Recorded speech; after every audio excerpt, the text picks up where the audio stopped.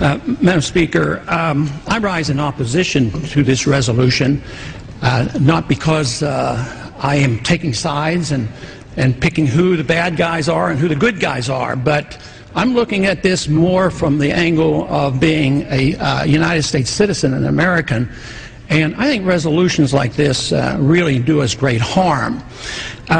In many ways, what's happening in the Middle East, and in particular with Gaza right now, we have some moral responsibility for both sides in a way, because we provide help and funding for both Arab nations and Israel.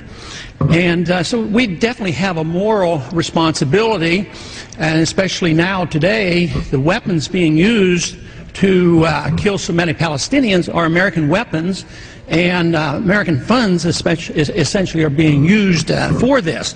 But there's a political liability which I think is something that we fail to look at, because too often there's so much blowback from our intervention in areas that we shouldn't be involved in.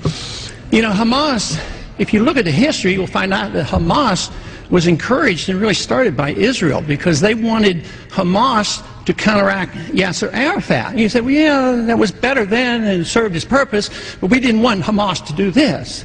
So then we as Americans say, well, we have such a good system, we're going to impose this on the world.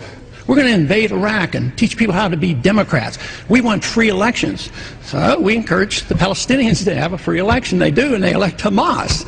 So we first indirectly and directly through Israel help establish Hamas. Then we have election. Then Hamas becomes dominant, so we have to kill them.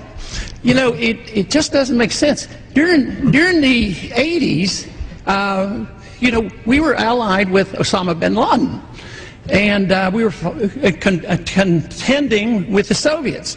It was at that time our CIA thought it was good if we radicalized the Muslim world.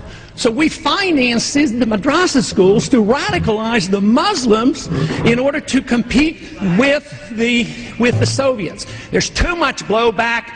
There's a lot of reasons why we should oppose this resolution. It is not in the interest of the United States. It's not in the interest of Israel either.